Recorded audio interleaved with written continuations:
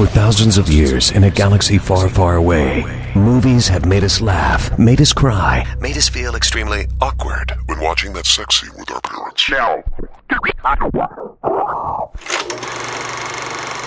let's all talk about films with a few guys you could just chill with.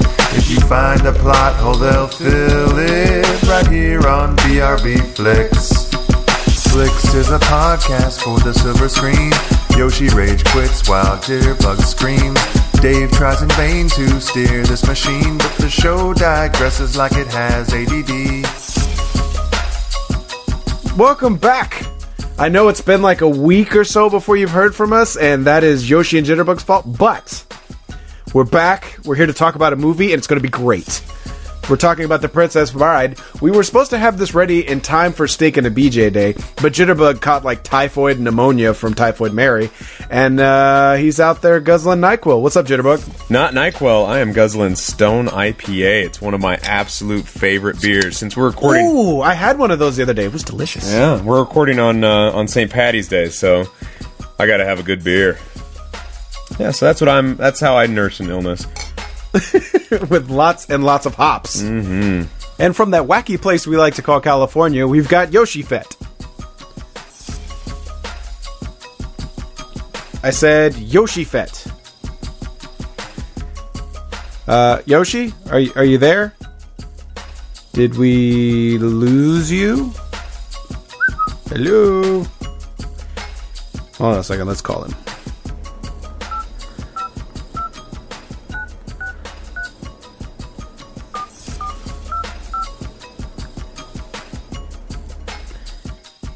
Hey Yoshi, it's Dave. Recording a little the Flix here. I don't have your audio. Where is it for part one of The Princess Bride? You know, that movie we talked about that we just sort of just drooled all over because it's a good movie. You remember that? You do. So where's your audio? You lost it. Yeah. Well. Frickin' hipster douchebag. Oh, but you didn't lose the part 2 audio, just the part 1. Oh, well that's totally gonna go over well, because we released part 2 without part 1, you know. Well, sorry folks, Yoshifett lost his part 1 audio to The Princess Bride, so to catch you up, the movie's awesome so far. If you haven't watched it, I don't know why you haven't watched it. You should watch it. We all think you should watch it. So without further ado, we're just going to let you listen to a podcast already in progress. This is part 2 of Big Red Flix's BKR of The Princess Bride. Sorry we lost part 1. Send Yoshifett lots of angry tweets. That's at Yoshifett_BRB on Twitter. Just send him little messages. Be sure you give him lots of crap for this. Enjoy.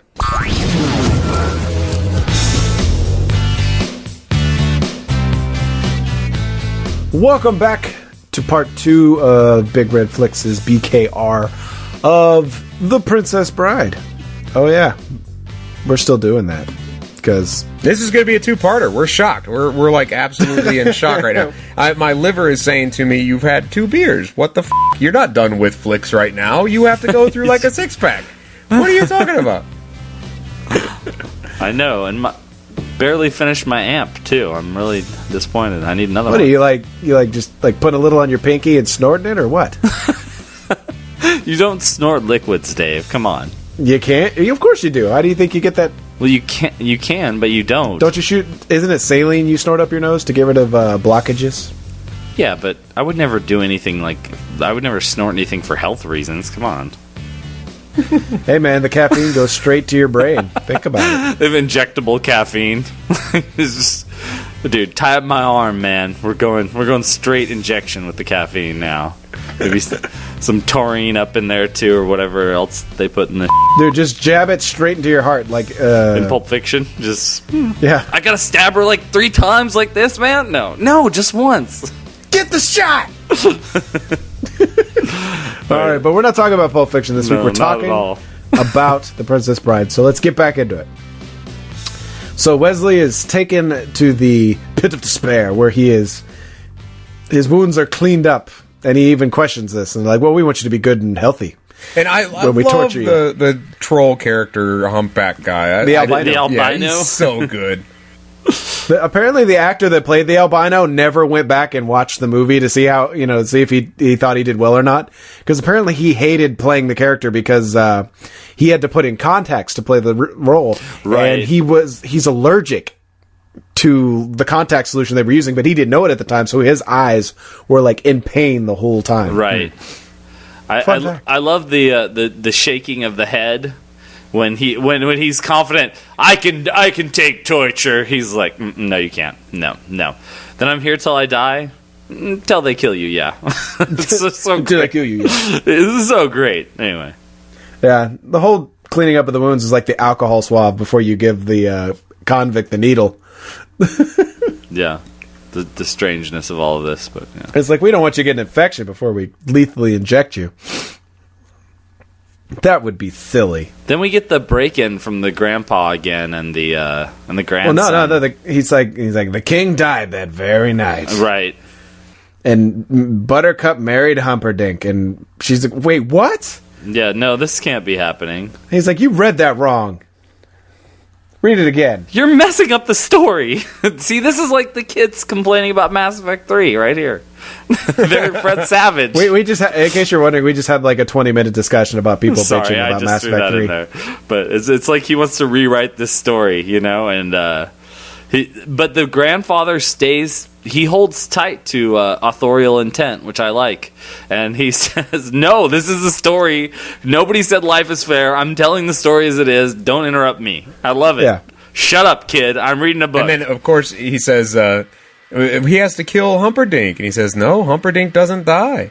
And that's true. That ends up being true. I love that ends up being true. I know, that is true, and it's just great again, because he doesn't have to lie, but he kind of keeps it going, this idea that this story is not what you think it is, kid, and that's what keeps him interested. It's very cool.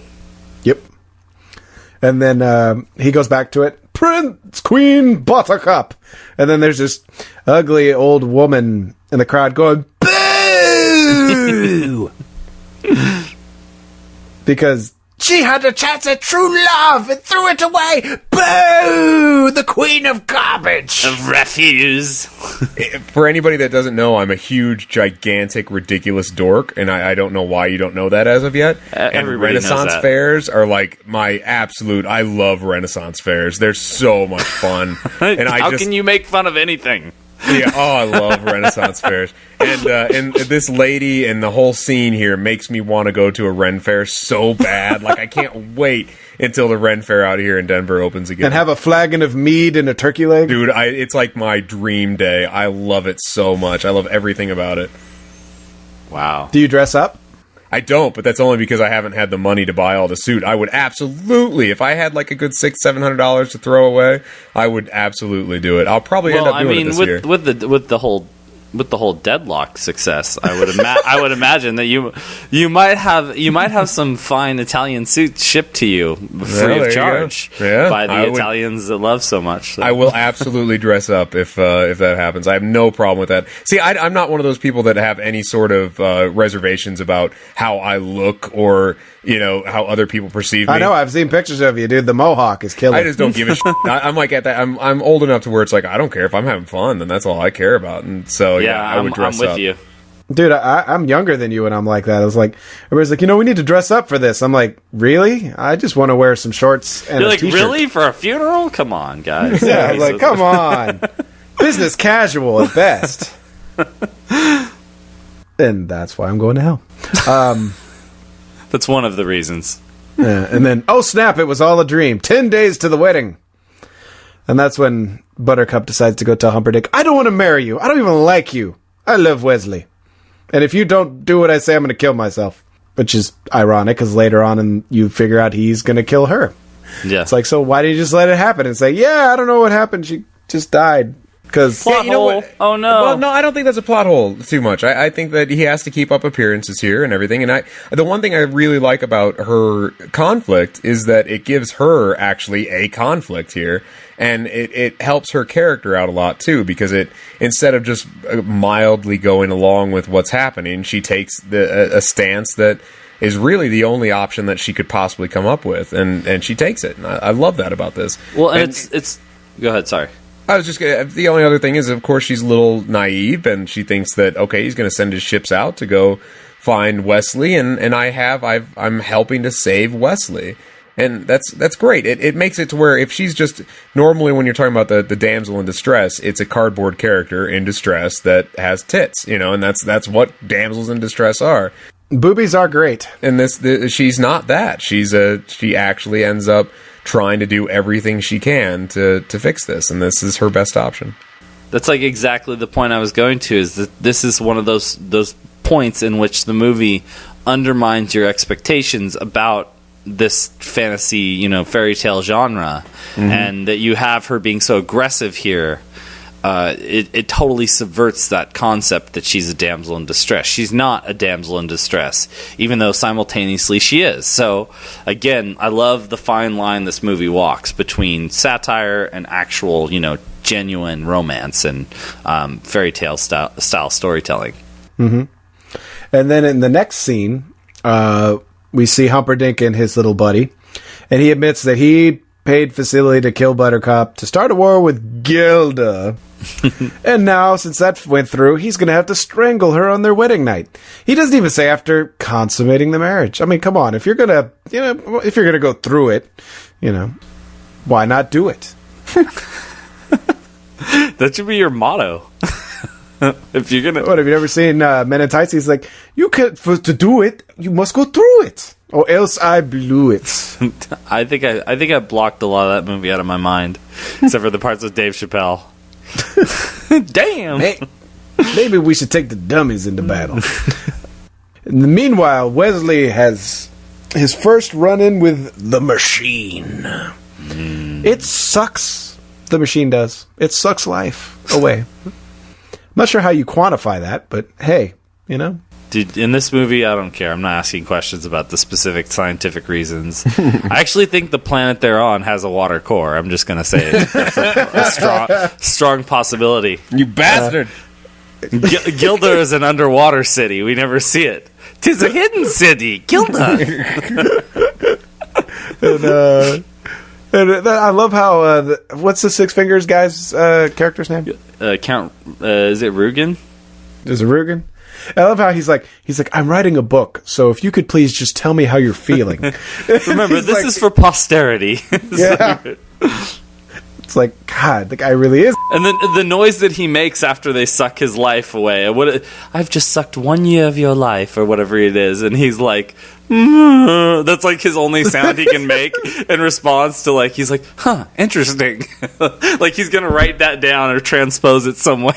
Yet another way that the movie doesn't go along with any sort of direction that you would expect. The main character, your main good guy, dies. And it's not under his own strength or willpower that he survives. That's a huge no-no. Especially when you're talking about this late in the movie. You can't do that. You can't have your hero die and then get saved by somebody else, but that's exactly what happens. That's what happens when you blathe. Here's to blathe. It means to bluff. No, I think that what makes this work so well is the fact that you like Inigo Montoya so much, and that it's really his faith in his friend, and then Fezzik's faith to bring Inigo back from just being this drunken swordsman back to health and all that. I love that montage, by the way, when he's nursing him back to health. But even Rocky had a montage. Yeah, it's not a long montage, but it's great. But this rests on how much you like Inigo Montoya, and you like Inigo Montoya a lot at this point, so you can kind of go with it. That he has faith. When he hears the scream of that must be the man in black, and he must, that's ultimate suffering. That's the sound my heart made when my father died, So it's like, it kind of works, but you're right, it is a no-no. You don't kill the good guy. You bring him back to life, I guess. Well, the main thing is that if he's in danger, it has to be his wits that pull him out of it. He's the main good guy. Right. You can't have him being saved by ancillary characters. But this movie is almost worth having a discussion that he's not the main character, that he's not the main protagonist, and that it is what's his face, that it's Inigo Montoya. And well, he's got the more compelling story, I think. I mean, it's almost like you've got two protagonists moving through this at parallel lines. Almost the way that this movie goes. If you're looking at conventional storytelling, then there are parallel antagonists too, because you have Humperdinck and Count Rugen. Although Rugen doesn't have anywhere near as compelling a story, unfortunately. Time constraints. He loves pain, though. We know that. yeah, that's true. And he's racist. He's like, you're that little Spanish brat. How many fantastic people are in it?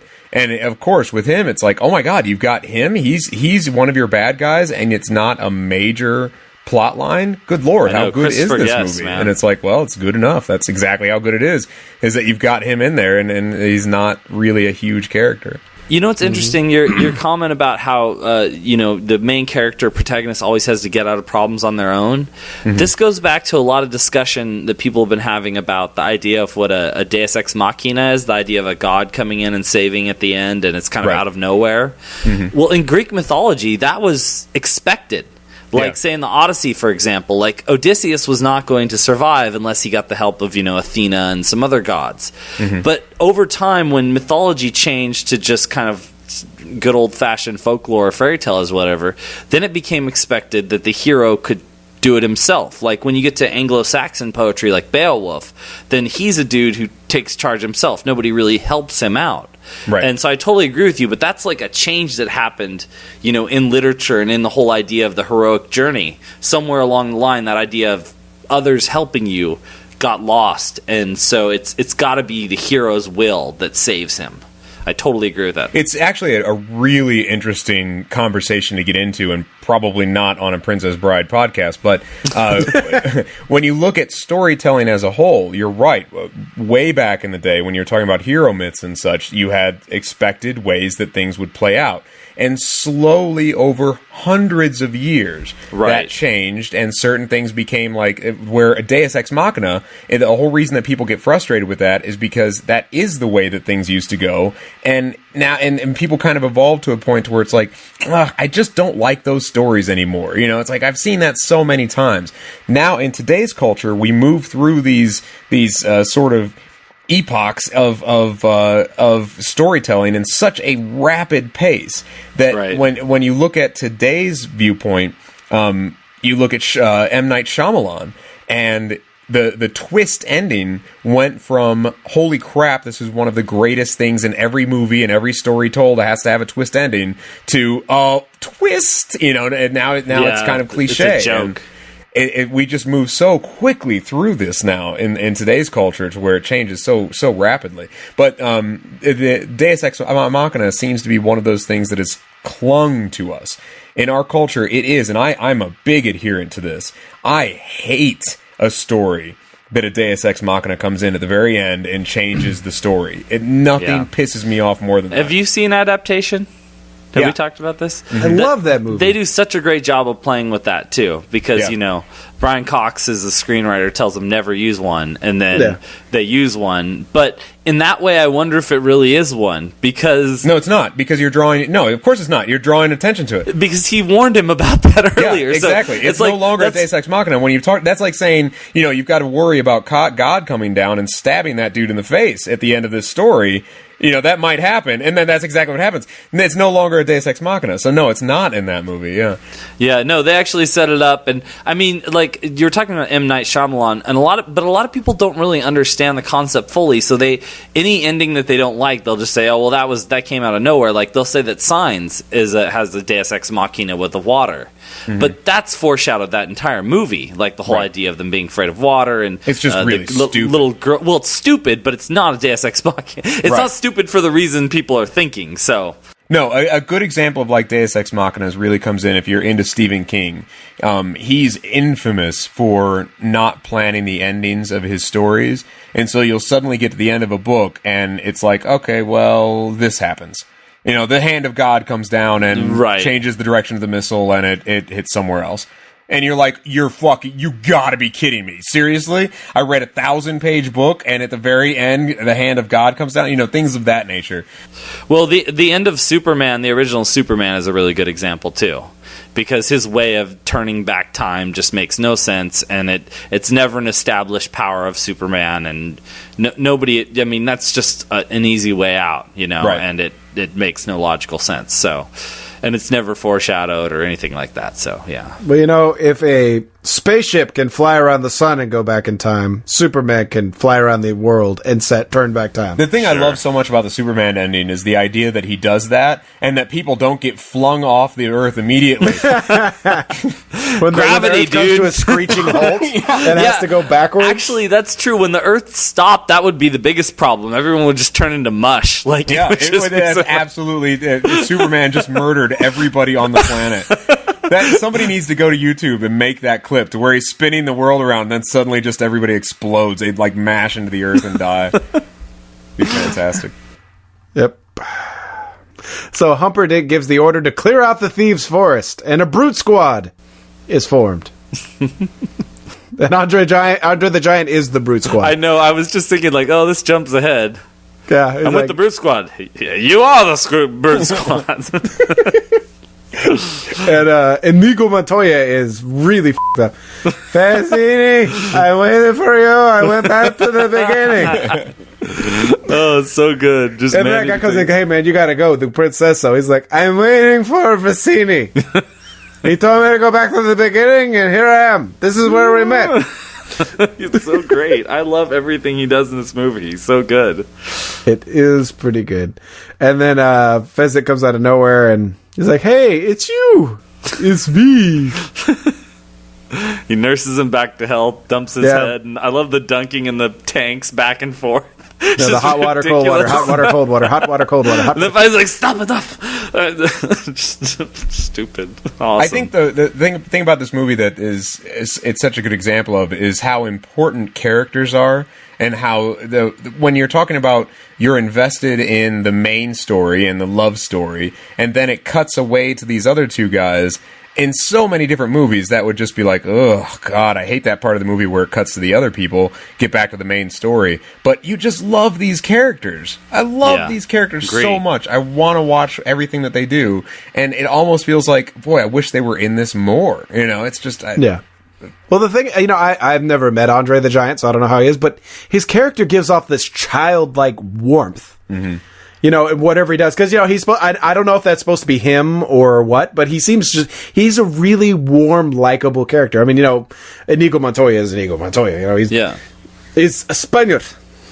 But he's got this certain pride to him, while at the same time he has like an understanding of what's good and bad. Like, you find that out right away in that first fight scene. Like, his whole like view of fairness and all of that, it kind of gets you on his side a little bit, and then with Andre the Giant, like I saw this documentary about him, and it was like he's the classic kind of guy who is jovial on the outside but was really in a lot of pain internally, right? Because he kind of drank himself to death essentially. I mean, his body wasn't really built to last very long, but I mean, there are these stories about him just drinking ungodly amounts of alcohol to get drunk, because that's what he had to do, obviously, being so large, that he would just drink everyone on the table. But like that, his charisma, it just comes through so well in this movie, and the relationship between him and Inigo Montoya feels so legitimate, and like you want them to win, you want to be friends with these guys, it's like I couldn't agree more, Jitterbug. This is such a boring podcast because we agree about everything. I need to say something else about... No, it's stupid because you can't hear these. See, my students would just be like, well, you can't even really understand what he's saying, so what's the point? Like, where are the guns? The point is that he's bigger than you and he will crush you. That's what it's all about. That's a good point. So, after being sobered up, Inigo Montoya is like, so how many men guard the castle gate so I can go kill the six-fingered man? He's like, 30. He's like... How many can you take? And Andre's like, well, 10. He's like, that leaves 20 for me. That's too much. Even at my best. He's like, so we have to go get Johnny Cash. Need the man in black. The man in black. To help us. Burning Ring of Fire. Fun fact about Burning Ring of Fire.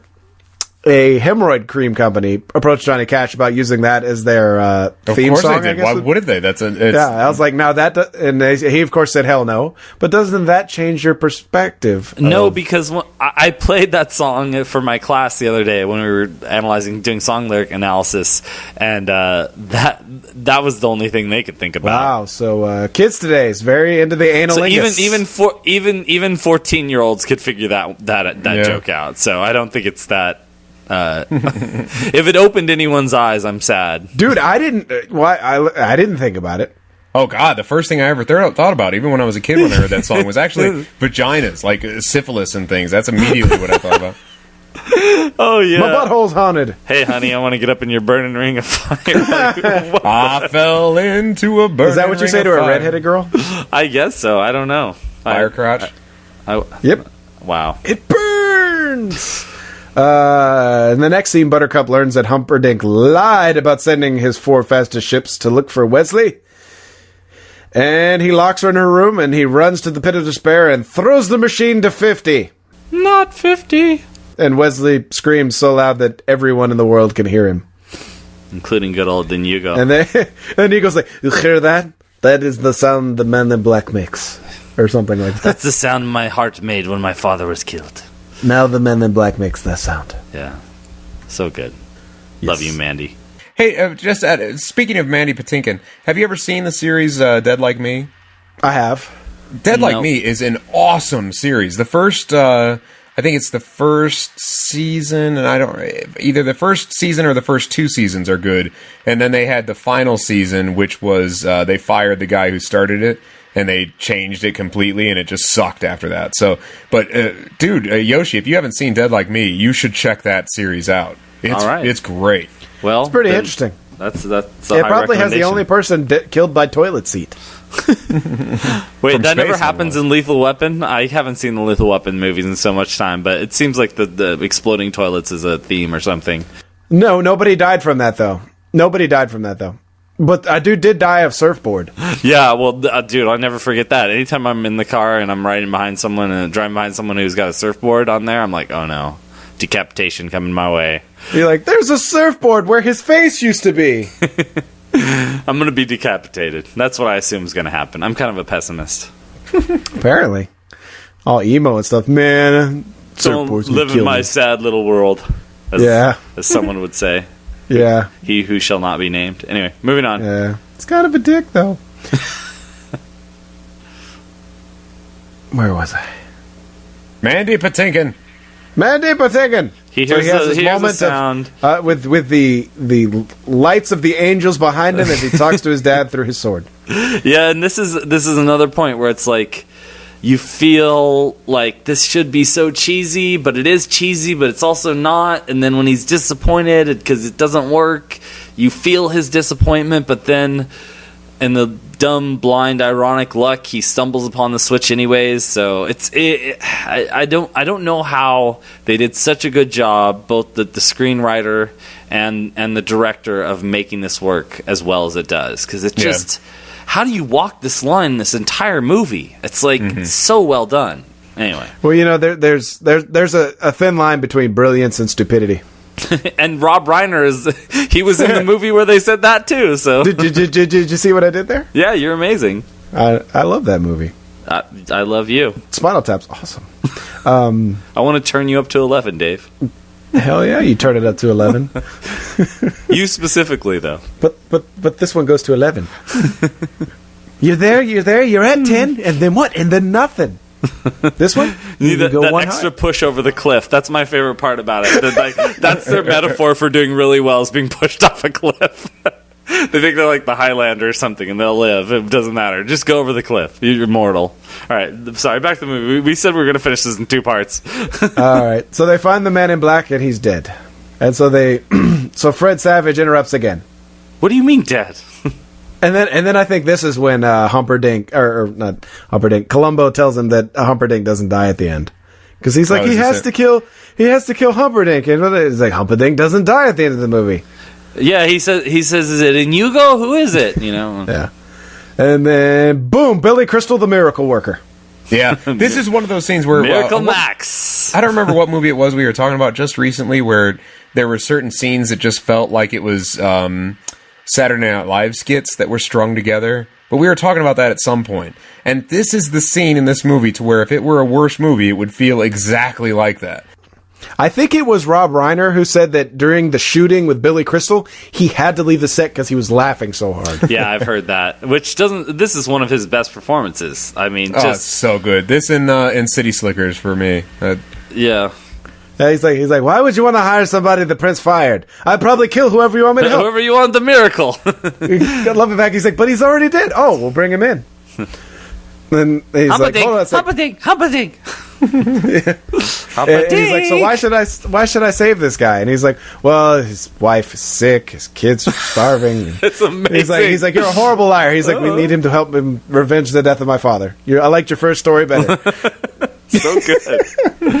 How are my students not laughing at this when I showed this movie to them?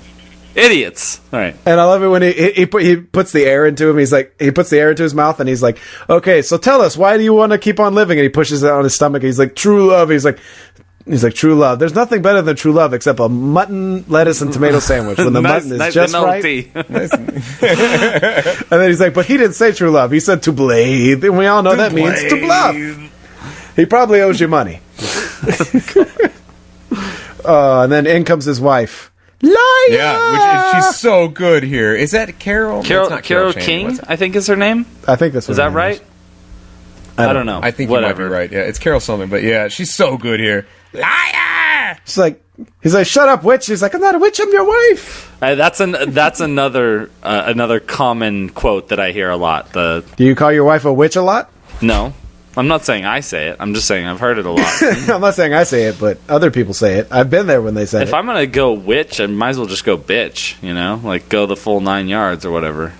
And if I'm going to go bitch, I might as well go And if I'm going to go limbaugh, I'm just going to go slut. I don't know. Wow. We alienated all of our Limbaugh fan listeners right there. Great. Now we're going to lose all our assets. Yeah, all our sponsors are gone. And then, you know what? When they come back, we won't take them back. Dude, Jen A is a slut. That's why she needs birth control and LSD. So, sorry. So he gives them a magic pill. You have to coat it in chocolate so it goes down easier. Everything. Just you describing this movie makes me laugh. This is a f***ing awesome movie. If you haven't seen this movie or you don't think it's good, just go see it. Or if you don't think it's good, just don't watch movies anymore.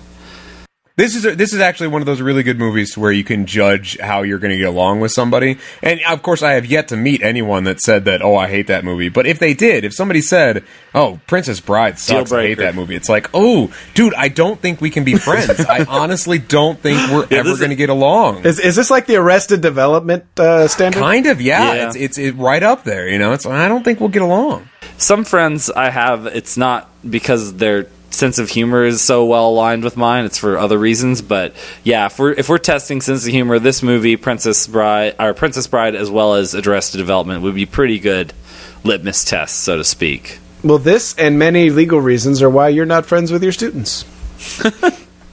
Well, I mean, I don't know. A lot of my students like Arrested Development. They know about it, especially my older students, and so I can reference Job and stuff, and they'll get it. But it just really depends. It's unpredictable what teenagers are going to think is a good movie or a bad movie. So, I don't know.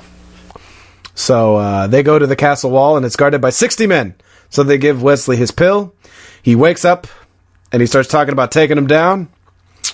And why can't my arms move? Yeah, I love Andre the Giant. He's so caring. Oh, look, you wiggled your fingers. Doesn't that make you happy? Aren't you happy about that? And I love how he has to turn his head back and forth between the two characters. That's a great little gag.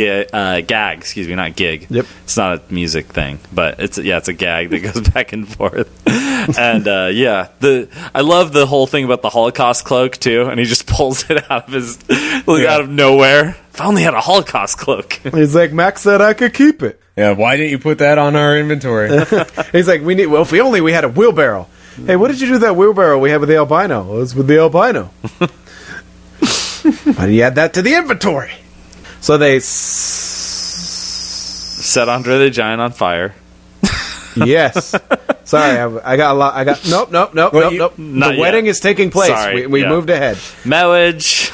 Oh, Yeah, boy. well, marriage is what brings us together today. I think that's one of those gags that just, since I'm enjoying this movie so much, that makes me laugh like crazy. And my wife and I constantly are saying, marriage. Well, I think it's, the obvious analysis here is that the pomp and circumstance of wedding and the way that the guy is dressed, the last thing you expect is this ridiculous accent. And so it's almost like Monty Python-esque, this part reminds me of. And Love, true love. I've actually performed 2 wedding ceremonies now.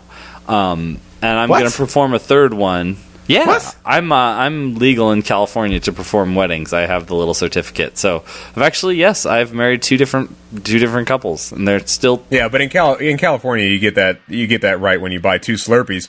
Or were you going to say you get that and a bag of weed and a manual well, I on was how going to say be a gay. prescription for weed, And then a prescription for being gay and how to switch to the proper side. And anyway, so no, I mean, and then you apparently get a huge debt.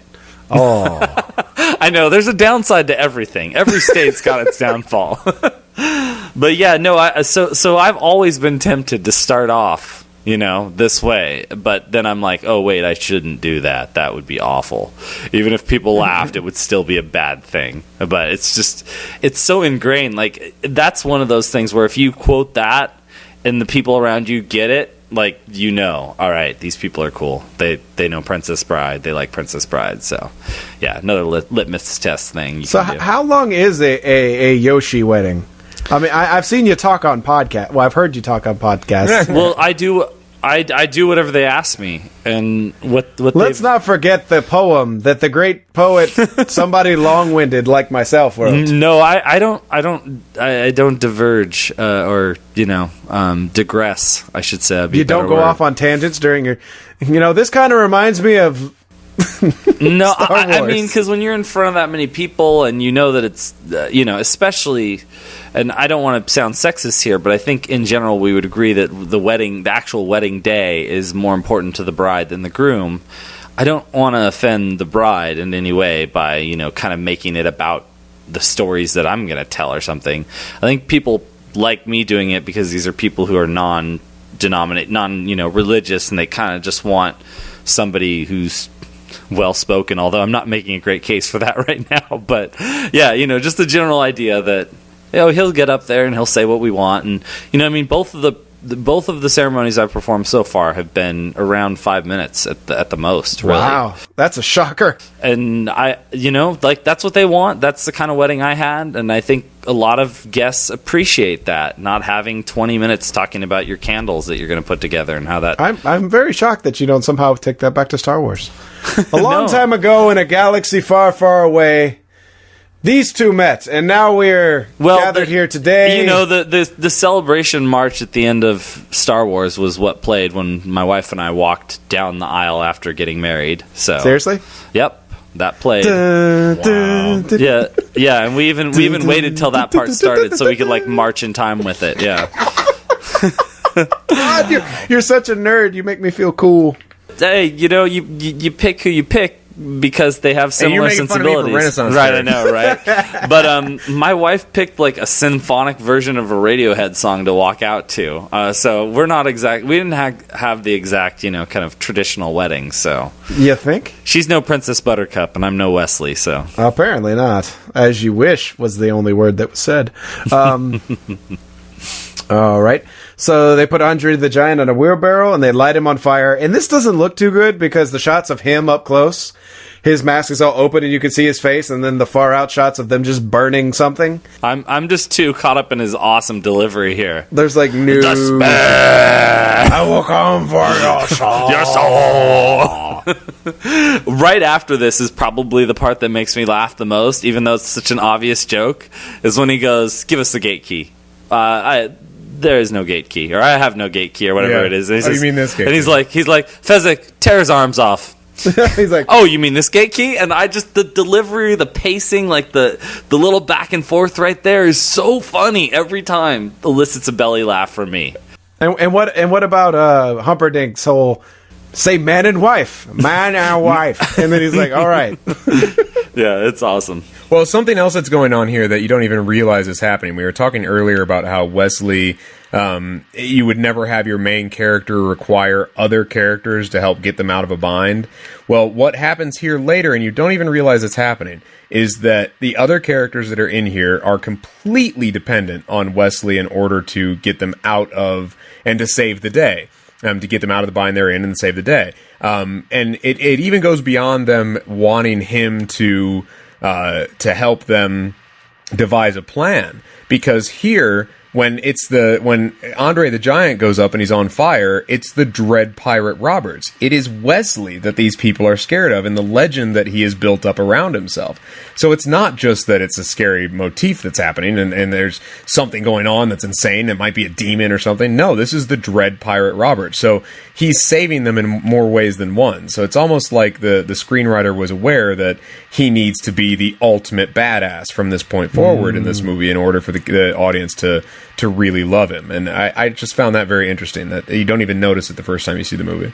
Next, Inigo meets the man with 6 fingers on his hand, and he tells his 5 guards to kill Inigo, and he kills all of them. He's like, he all right, easily dispatches of them. It's great.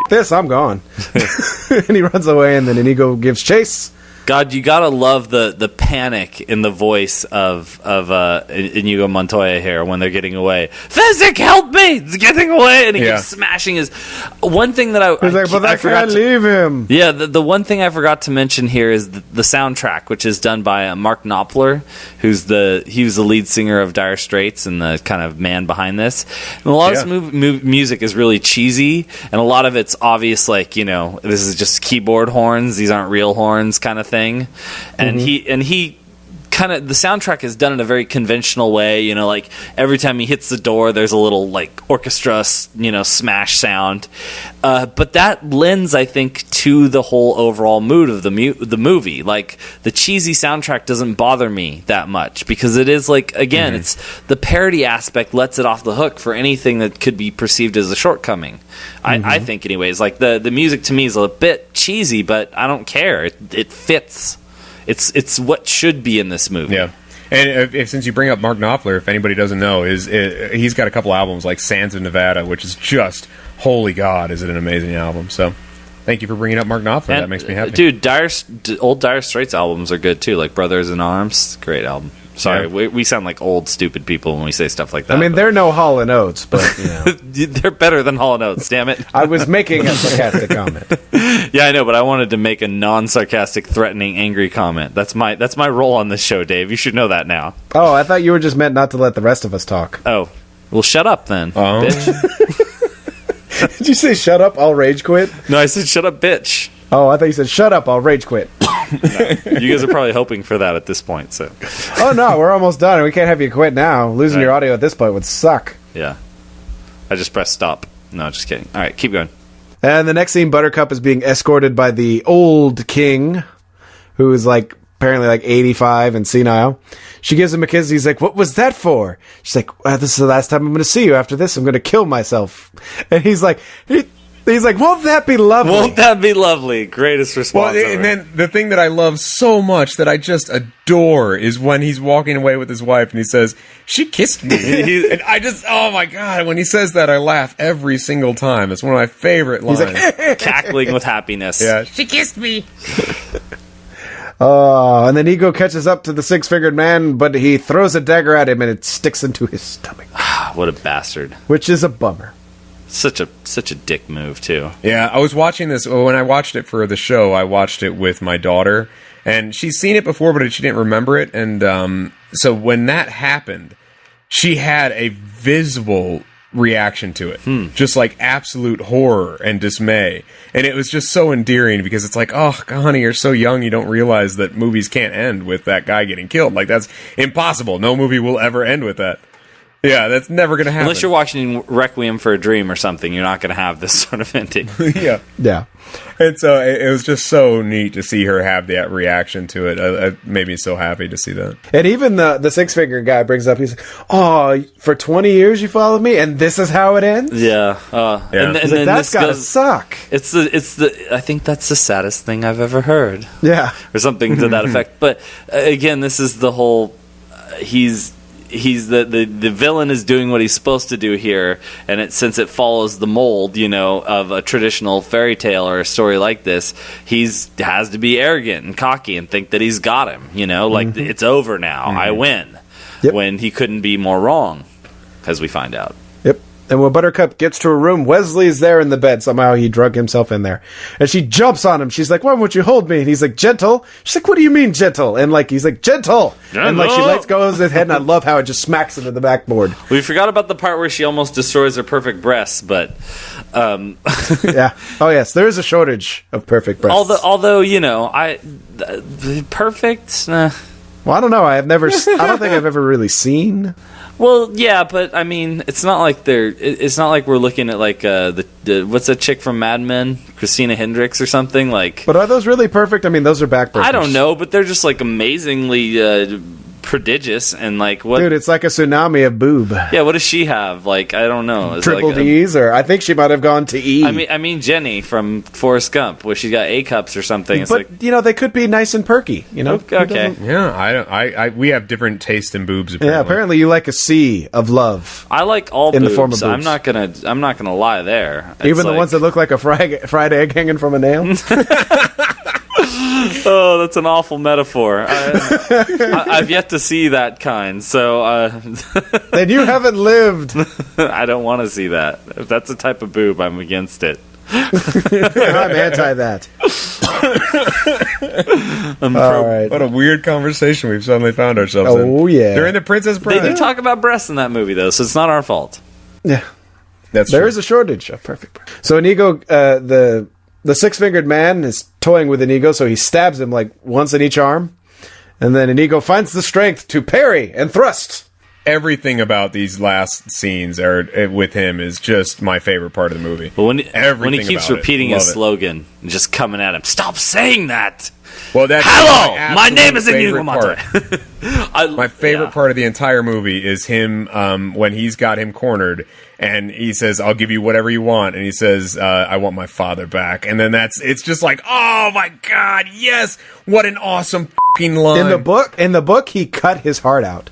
Oh, that's cool too. And he described it to him while he was doing it. He's like, I'm cutting your heart out. But the way that he keeps repeating in that maniacal way, and just Mandy Patinkin is just amazing in this part. Just owns it, and this is what you care about more, I think, than Wesley and Buttercup getting back together. I'm more psyched for this than when they finally get Humperdinck. This is the money shot of the movie. Sorry, Santorum. This is the money shot of the movie. Yeah, don't give me any ideas. You'll ban this next. Yeah, I know. No Princess Bride.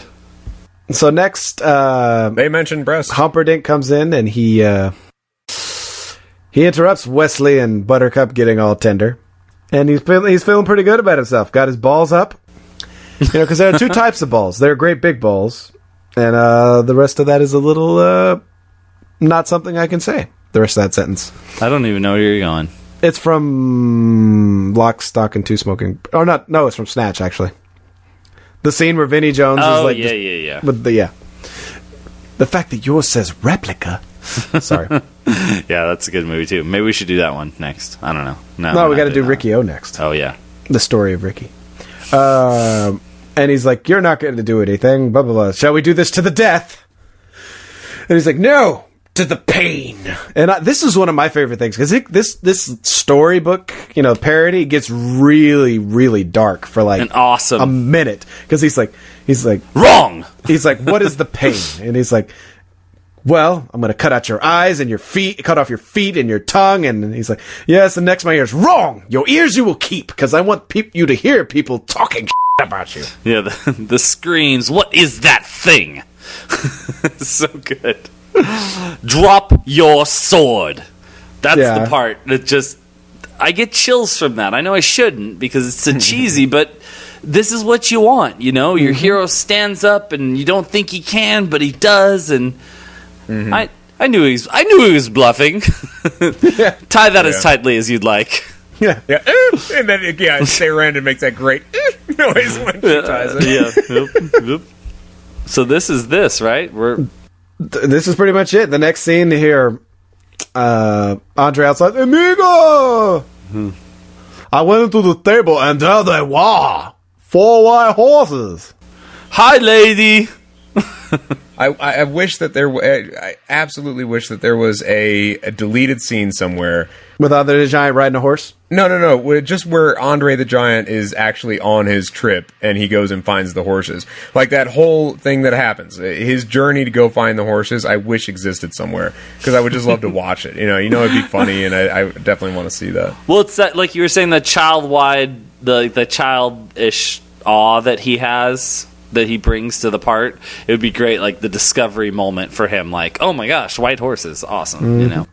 So they jump down, and Andre catches him. They put him on the horses, and then there's a kiss at the end. And then Columbo interrupts. He's like, "Well, you don't want to hear about this. No, kissing is okay."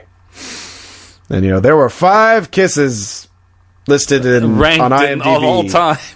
Most passionate. So I blew them all away. Yeah, I read an article in Reuters. About the 5 best kisses of all time. There was a cracked contest about it, and I saw an N4G article. And then Columbo promises to return tomorrow and reread the book. And then you get the lovely little touch of him saying, "As you wish." I love the line of Columbo saying he'd come back tomorrow to reread it. And then he says, "As you wish," and gives him that little wink. But did he wink his fake eye or his real eye? There's the question. I didn't even know he had a fake eye until you said it right now. Awesome. Good for him. Cyborg eye. Good for him. He's still made a name for himself, even with the fake eye. I can appreciate that. I can look up to that. But also the idea, this romanticizes the whole storytelling, and again, literature and books, and so I'm a sucker for that. The idea that a kid wants to hear a story again. Unfortunately, as a high school teacher, mainly what I hear is I don't want to hear anything, any story, no parts of it, zero. The less we read, the better. And then when you talk to elementary school teachers, and they mainly have kids who want to hear stories over and over again. It's like, well, they're not jaded yet. It's just like, what happens that makes it so you don't want to hear stories anymore? Like, I actually had a student say to me, like, why do we study Greek mythology if it's all fake? Like, it's not real. These aren't real stories. This is so stupid.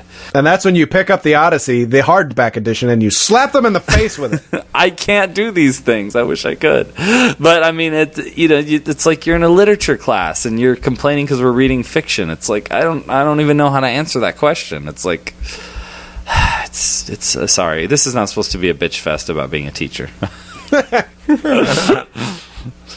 We have good benefits in the summer off, so I can't complain. Well, we all support this movie.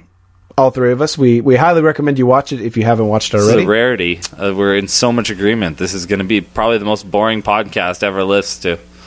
So hopefully one of us is going to hate Ricky-O, the story of Ricky. That'll probably be you. Yeah, it'd have to be. Because you guys have already seen it and like it. Oh, okay. Crap. Well, I'll nitpick it. I can do that. Oh, well, I'm glad you got anal already. I haven't even seen it yet. You guys know that I can do that. You know I can hate things just on purpose. I'm just it's your superpower. I mean, it's my hipster power, right? I mean, you guys told me it's good, so I obviously have to hate it. Jitterbug told you it was good, and he lied. I don't believe Jitterbug anyways. But yeah, you shouldn't. Thanks for joining us once again on another exciting BKR. Leave us some iTunes feedback. In the next episode we put out, we will be sending out some iTunes love. So, get on that. Maybe. We'll see. You can't tell what we're going to do. We're all over the place. We're unpredictable. We're crazy. Yeah. We're like meta world peace up in here. What, are we going to get drunk during our post-game press conference? And bring all our children on? Maybe. That's how unpredictable we are. We're kind of a renegade. We're the Maverick. Yeah. The wild man. It's like that episode of It's Always Sunny. I'm the Maverick. I'm the wild man. I'm the wild card. Charlie's got to be the wild card. You never know what I'm going to do. somebody would have come into this podcast and be like, I bet they're going to find a way to talk about dicks during this show. You know what we didn't talk about? Dicks. We talk about tits this show. And vagina. So you can go yourself. And ice cold vagina. Yeah. And fried egg titties. So, you never know what we're going to talk about. I know. You know it's going to be related to sex, but... We were talking about Andre the Giant, and I never once talked about his gigantic cock. So, you just never know what you're going to get. Did you see his hands? No. Anyways, we'll see you next week for a new regular episode or whatever it is we're going to call it. And at BKR, we're doing Ricky O, the story of Ricky. If you're probably going to have to wait a while because apparently Yoshi has the only copy Netflix has. Yeah, I'm going to hoard it too. He's hogging that. So you're either going to have to buy it, which may or may not be your kind of thing, and or you can just wait till Yoshi sends his copy back and then get in the long line behind all the other people who might want to watch it after listening to us talk about it. Anyways, we'll see you next week. Have fun storming the castle. Anybody want a peanut?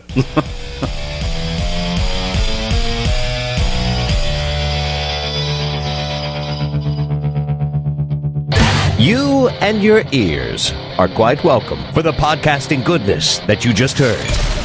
Why not roll on over to BigRedBarel.com for more podcasts, news, reviews, and videos from the biggest, reddest site on the internet, BigRedBarel.com.